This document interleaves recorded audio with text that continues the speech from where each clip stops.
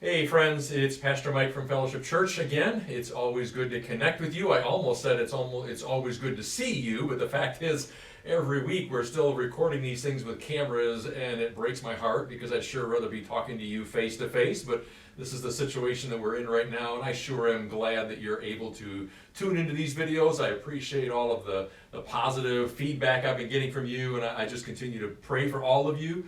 As a staff, we love you, we care about you, and I want you to know that your church is still, we're still thinking of you and still praying over you and connecting with you any way that we can. So we also appreciate your generosity, so thanks for your support, and please continue to do so. I wanted to share a thought with you today based on something I saw in the news this past week. Perhaps you've seen him in the news or you've read something. Our Surgeon General's name is Dr. Jerome Adams, a very bright and talented and very honorable man. And he was sharing something about the week that we're experiencing right now. Back at the beginning of the week, he said that this would be our Pearl Harbor or our 9/11. What he meant by that, friends, is that he was expecting some bad news this week, perhaps even shockingly bad news. Whether that bad news comes in increased infection rates from the virus or perhaps even a high number of deaths, whatever it was, he was expecting and sort of warning us that this would be our Pearl Harbor / 9/11 week. And friends, I've been praying that it wouldn't be so. I hope that you're doing the same. But it really got me thinking, because this week for us is also the week that we call Holy Week. It's the culmination and the completion of the season that we call Lent. We've been talking about Lent a bit. On Thursday night, we call that Maundy Thursday. It's traditionally the night when we celebrate Jesus' Last Supper with his disciples. We are going to have a worship service for you. It'll be posted at 7 o'clock on Facebook. Please join us and make sure that you have bread and juice. We're going to celebrate communion together. And then, of course, we have Good Friday that comes up, and we're having a prayer meeting on Good Friday. You can join us for that as well. Good Friday is the day when we commemorate Jesus' death. And then we get to celebrate with Easter and all of the celebration and all of the just the joy and the hope that comes out of Easter. And that's what our Holy Week looks like. 2,000 years ago, that was not the case. 2,000 years ago, Jesus was spending his last hours, last days with his disciples. He ate dinner with them. On Friday, the disciples saw him arrested. They saw him executed.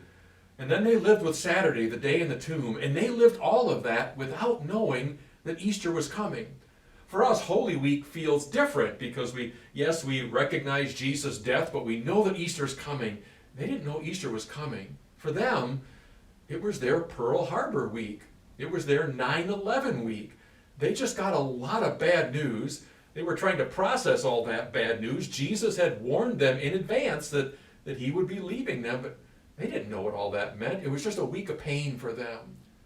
Well, friends, that gets me thinking about something. It's a passage that I've read in the past, and it's come to my mind recently. It comes out of Romans chapter 8, and it simply says, I consider that our present sufferings are not worth comparing with the glory that will be revealed in us.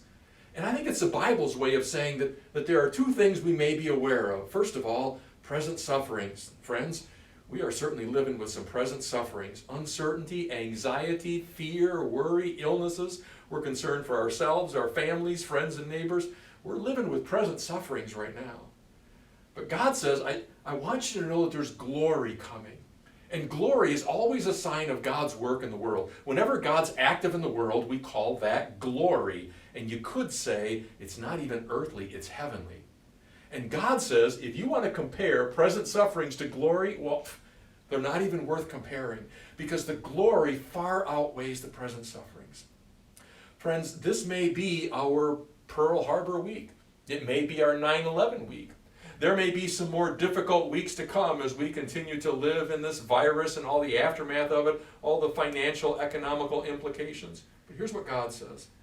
While you're living with present sufferings, may you know that there's glory coming, and the two are not even worth comparing to each other, because God's glory always outweighs present sufferings. It's heavenly versus the earthly, and the heavenly always outweighs the earthly. Friends, may you take comfort in that. May that give you a great sense of hope in this Easter season. This Easter season is a great symbol of what God is doing. We're living in the Pearl Harbor 9/11 days, but Easter reminds us that God is active, He is working, He loves us more than any of us will ever know. Friends, may you take comfort in that. May it give you great hope. May it give you a sense of peace. And may you share that with somebody who needs it this coming week. Know that we love you and we're praying for you. God bless.